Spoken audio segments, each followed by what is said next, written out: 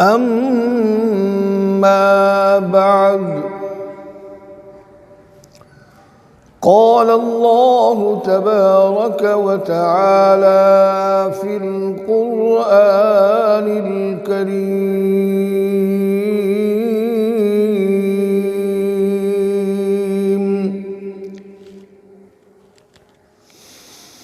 أعوذ بالله من الشيطان الرجيم. بسم الله الرحمن الرحيم.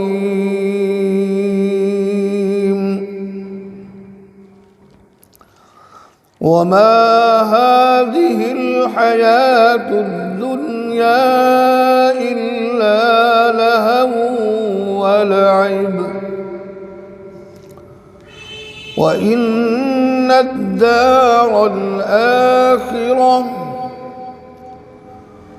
وإن الدار الآخرة لهي الحيوان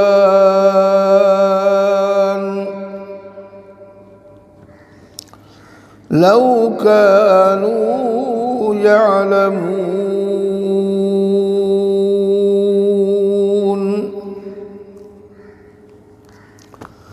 صدق الله مولانا العظيم وصدق رسوله النبي الحبيب الكريم.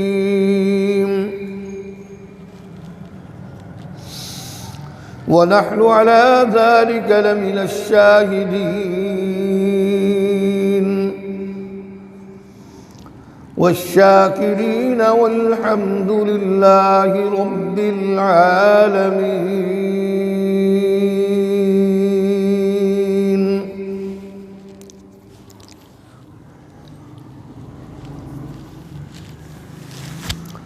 میرے انتہائی واجب الاحترام سامعین گرامی قدر و عزیز طلباء، آج کے خطبہ جمعۃ المبارک میں آپ حضرات کے سامنے قرآن حکیم فرقان مجید کی جو آیت کریمہ تلاوت کی ہے، دعا فرمائیں کہ اللہ تبارک و تعالی اس آیت کریمہ کا مفہوم و معانی ہمیں دل کی اتھاہ گہرائیوں سے سمجھنے اور پھر اس پر کامل ایمان کے ساتھ، کامل یقین کے ساتھ عمل پیرا ہونے کی کامل توفیق نصیب فرمائیں۔ بلند آواز سے آمین کہیے۔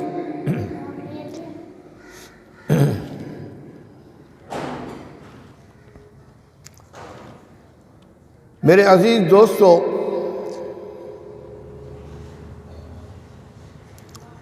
اللہ تبارک و تعالی نے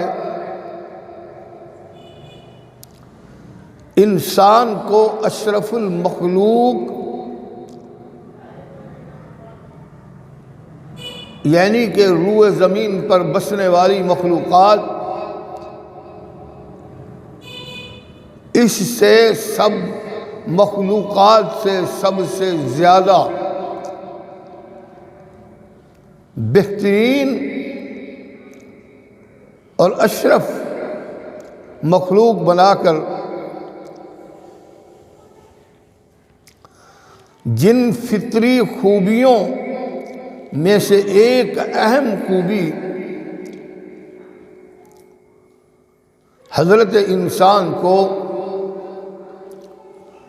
شرم و حیا عطا کی ہے۔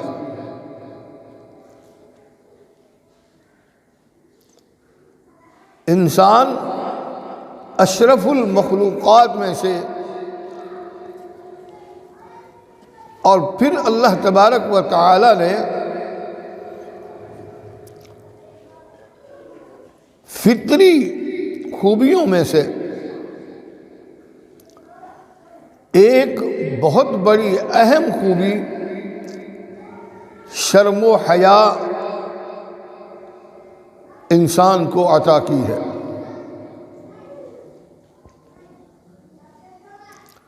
شرعی نقطہ نظر سے شرم و حیا اس عظمت کا نام ہے جس کی وجہ سے انسان قبیح اور ناپسندیدہ کاموں سے پرہیز کرتا ہے، رک جاتا ہے۔ جو کام اللہ اور اللہ کے رسول صلی اللہ علیہ وسلم کے نزدیک ناپسندیدہ ہیں، اس سے انسان پرہیز کرتا ہے اور رک جاتا ہے۔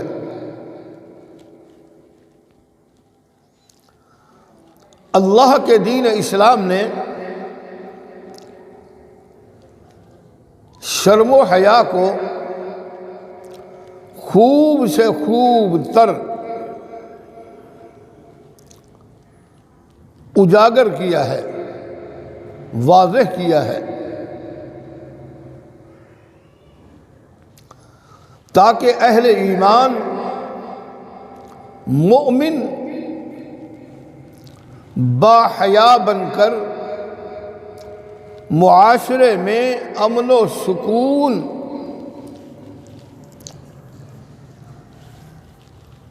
کے پھیلانے کا ذریعہ بن جائے۔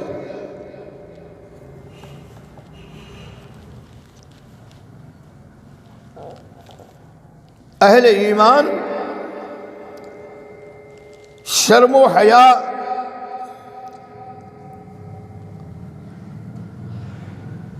کو اپنا کر معاشرے میں امن و سکون پھیلانے کا ذریعہ بن جائے، اس کو حیا کہتے ہیں۔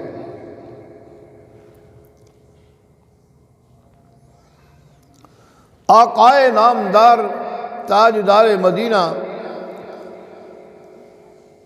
خاتم النبیین والمعصومین نبی مکرم صلی اللہ علیہ وسلم نے ایک انصاری صحابی کو دیکھا جو اپنے بھائی کو کچھ اس انداز سے سمجھا رہا تھا کہ اے میرے بھائی،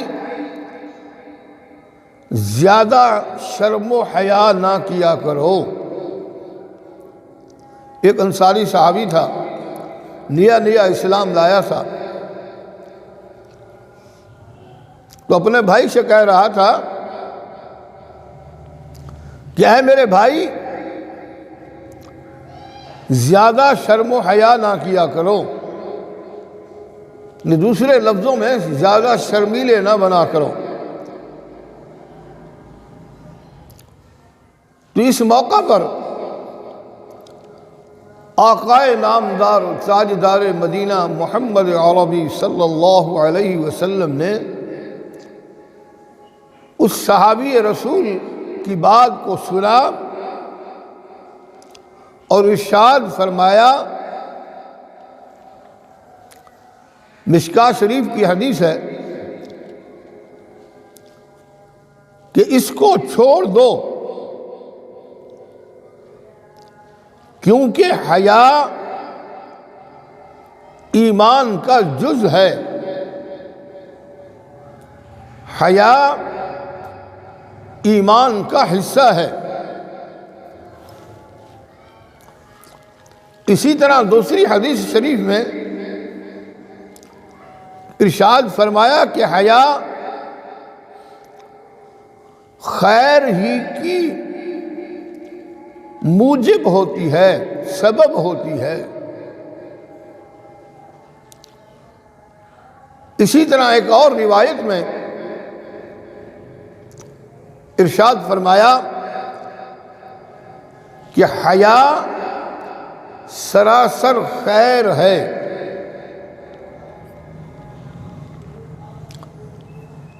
گو کہ انسان جس قدر باحیا بنے گا اتنی ہی خیر اس میں بڑھتی چلی جائے گی۔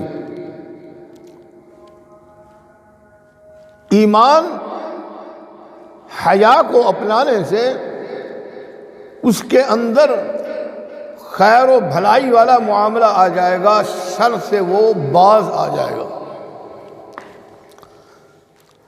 شر و فتن کے کاموں سے رک جائے گا۔ انسان کے باحیا بننے سے ایک تو ایمان کی حلاوت میں طاقت آ جاتی ہے، اس لیے کہ شرم و حیا اور ایمان لازم و ملزوم ہے۔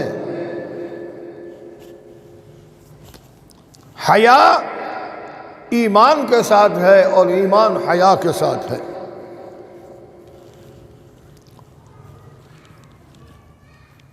تو عرض کرنے کا مقصد یہ ہے، حیا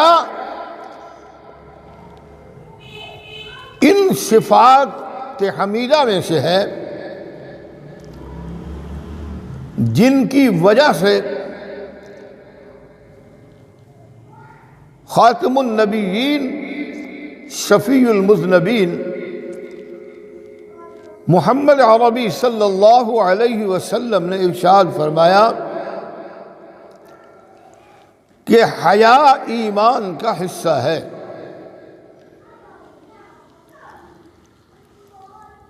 اور ایمان انسان کو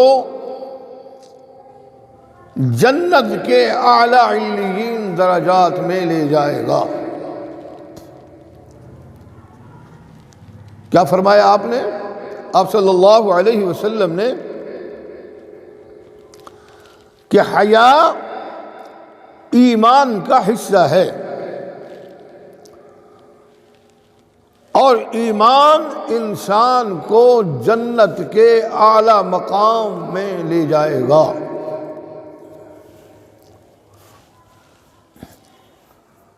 اور اس کے مقابل بے حیائی جفا ہے، ظلم ہے، زیادتی ہے۔ بے حیائی انسان کو جہنم میں لے جائے گی۔ بے حیائی انسان کو جہنم میں لے جائے گی۔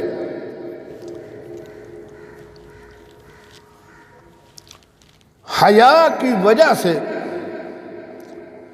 انسان کے قول و فعل میں اور انسان کے ظاہری اور باطنی کردار میں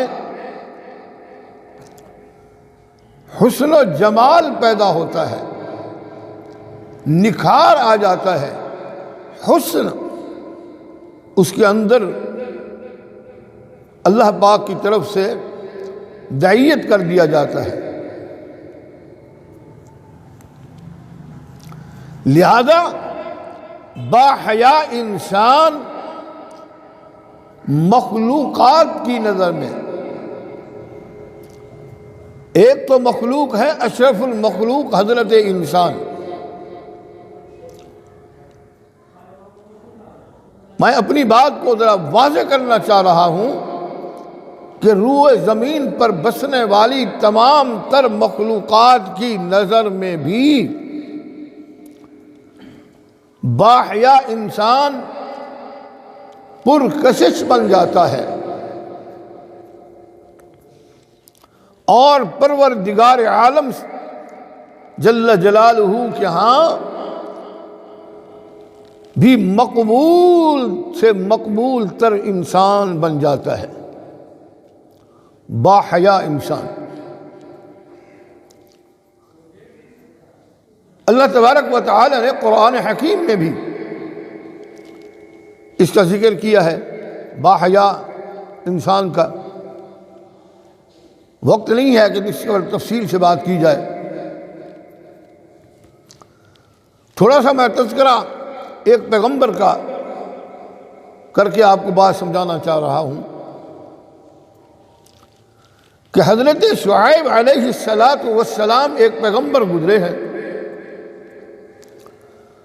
ان کی بیٹی جب سیدنا حضرت موسیٰ علیہ السلام کو بلانے کے لیے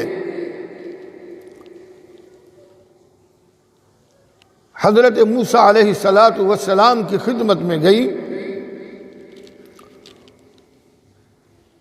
تو حضرت شعیب علیہ السلام کی بیٹی کی چال ڈھال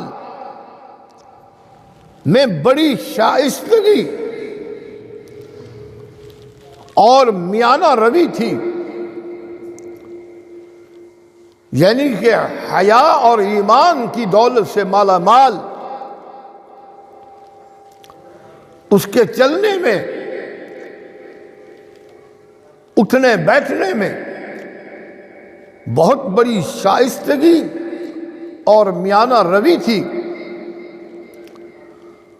اللہ رب العزت نے قرآن حکیم میں اس کا تذکرہ فرمایا۔ خالق کائنات کو یہ شرمیلا پن حضرت شعیب علیہ السلام کی بیٹی کا یہ شرمیلا پن اتنا اچھا لگا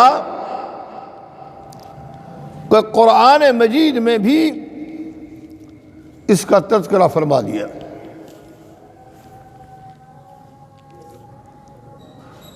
اللہ تبارک و تعالیٰ کا ارشاد گرامی ہے، سورۃ القصص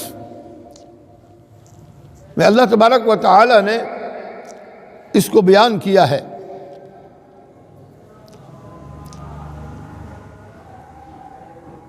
اللہ تبارک و تعالیٰ کی اس لڑکی حضرت شعیب علیہ السلام کی شرماتی ہوئی شرمیلی انداز، باحیا اور ان کی گفتار اور رفتار اللہ تبارک و تعالیٰ کو اتنی پسند آئی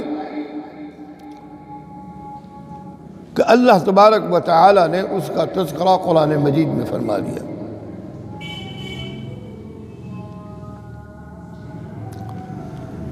یہی وجہ ہے کہ حیا ایمان کا ایک شعبہ قرار دیا گیا ہے۔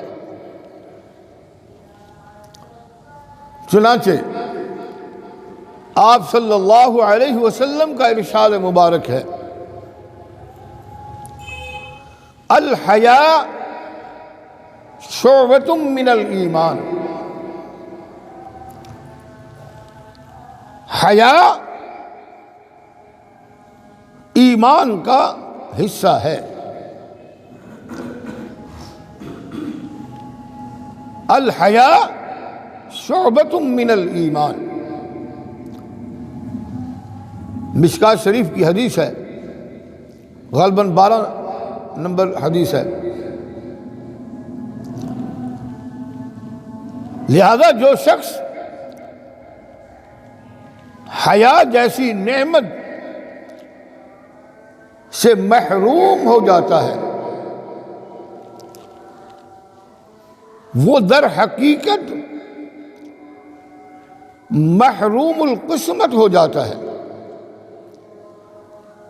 اس کی زندگی میں محرومیاں آ جاتی ہیں۔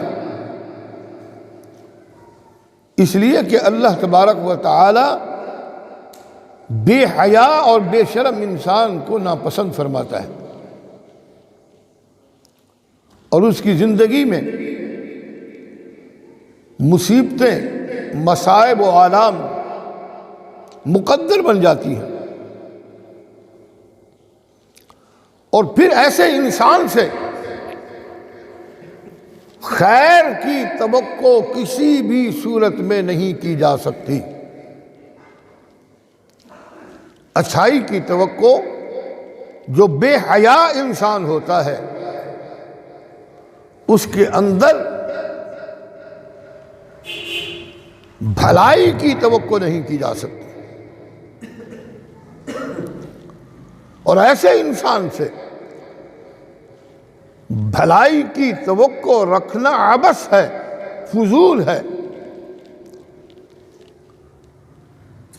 چنانچہ میرے آقا نامدار تاجدار مدینہ محمد عربی صلی اللہ علیہ وسلم کا ایک اور ارشاد گرامی اس سلسلے میں ملتا ہے، اور آپ صلی اللہ علیہ وسلم کا ارشاد گرامی ہے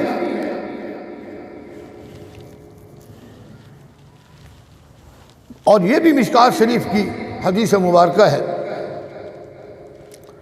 کہ جب انسان کے اندر شرم و حیا باقی نہ رہے، بے حیائی کا وہ مجسمہ بن جائے، تو پھر جو مرضی آئے کرتا پھرے، جو مرضی آئے کرتا پھرے، منہ اٹھا کر جہاں مرضی آئے جو کرتا پھرے، شتر بے مہار کی طرح۔ تو معلوم یہ ہوا کہ بے حیا انسان کسی ضابطۂ اخلاق کا پابند نہیں ہوتا، اس کے نزدیک قرآن و سنت، اس کے نزدیک کوئی ضابطۂ اخلاق، اسوہ حسنہ، سیرت طیبہ اس کے نزدیک کوئی حیثیت نہیں رکھتی، اور اس انسان کی زندگی شتر بے مہار کی طرح ہو جاتی ہے، من چاہی زندگی گزار رہا ہوتا ہے، خدا چاہی زندگی سے کہیں دور چلا جاتا ہے۔ میرے پیارے دوستو، حیا ہی وہ صفت ہے جس سے انسان کے اندر پاکیزگی اور پاک دامنی کوٹ کوٹ کر بھر دی جاتی ہے، اور وہ انسان پاکیزگی اور پاک دامنی کی زندگی گزارتا ہے، بے حیائی کے کاموں سے وہ کہیں دور چلا جاتا ہے۔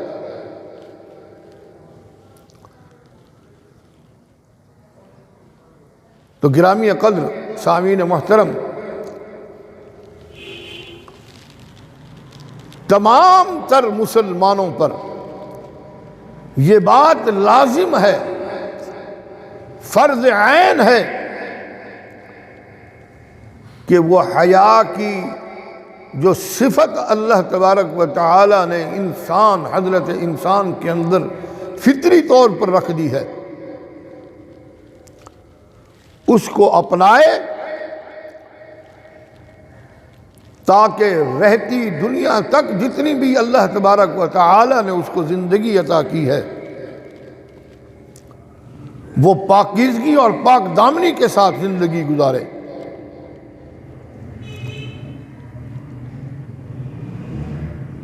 اور اسی طرح ایک اور روایت ہے، سیدنا حضرت عبداللہ ابن عمر رضی اللہ عنہ فرماتے ہیں کہ ایمان اور حیا آپس میں جڑے ہوئے ہیں، ملے ہوئے ہیں، جب ان میں سے ایک چیز اٹھ جاتی ہے تو پھر دوسری چیز بھی خود بخود اٹھ جاتی ہے۔ جب انسان سے ایمان چلا جاتا ہے تو حیا بھی چلی جاتی ہے، جب انسان کے اندر حیا ختم ہوتی ہے تو ایمان کی دولت سے بھی محروم ہو جاتا ہے۔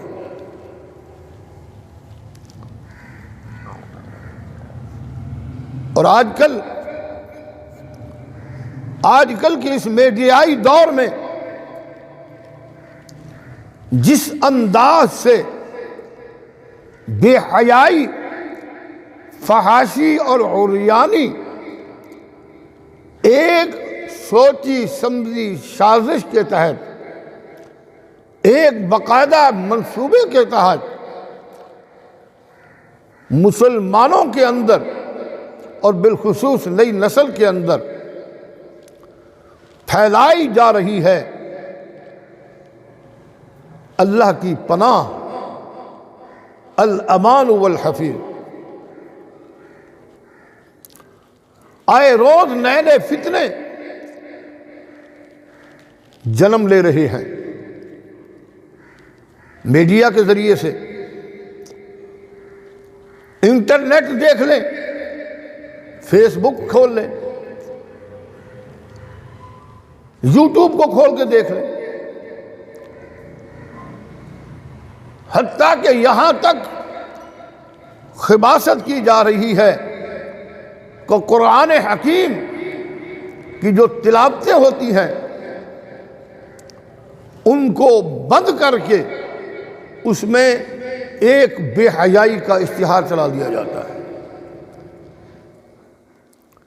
یہ کتنی بڑی قرآن حکیم کی توہین ہے، کتنی بڑی ظلم اور بربریت کی مثال ہے یہ، اللہ کے غضب کو دعوت دینے کی مثال ہے یہ۔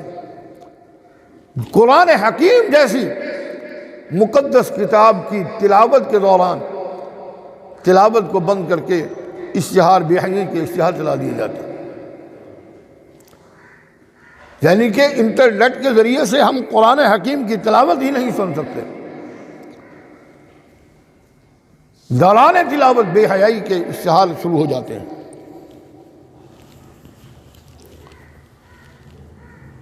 اور اس شتر بے مہار والا جو کردار ہے اتنا تیزی کے ساتھ پھیل رہا ہے جس کے بارے میں ہم نے سوچا بھی نہیں تھا۔ اور میرے دوستو، یہود و نصارہ کی ہمیشہ یہی کوشش رہی ہے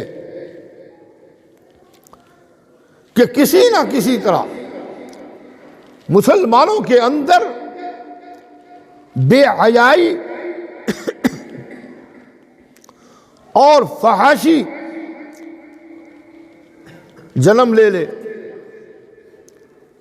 تاکہ پھر ان نوجوانوں کے ذریعے سے وہ اپنے ناپاک اور خبیثانہ عزائم کی تکمیل کر سکیں۔ آج ہم اپنے معاشرے میں، اپنے گھروں میں دیکھیں یہ کیا ہو رہا ہے، ہمارے ساتھ کیا ہو رہا ہے۔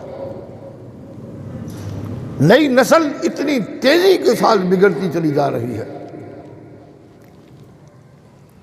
بے حیائی اور عریانی عام ہوتی چلی جا رہی ہے۔ اور آج یہود و نصارہ اپنے اس خبیثانہ اور شیطانی مشن میں کامیاب نظر آتا ہے، کامیاب۔ اس نے بڑے بڑے حربے استعمال کیے ہیں، بڑے بڑے حربے استعمال کیے، لیکن ناکامی کا منہ دیکھنا پڑا انہیں۔ لیکن یہ ہتھیار ان کا اتنا کارگر ثابت ہوا کہ آج ہر دیندار طبقہ بھی متاثر ہوئے بغیر نہیں رہ سکا۔ میرے دوستو، آج اس نازک موڑ پر بالخصوص ہم والدین کی اتنی بڑی ذمہ داری عائد ہوتی ہے کہ ہم اپنی اولاد کی تعلیم و تربیت پر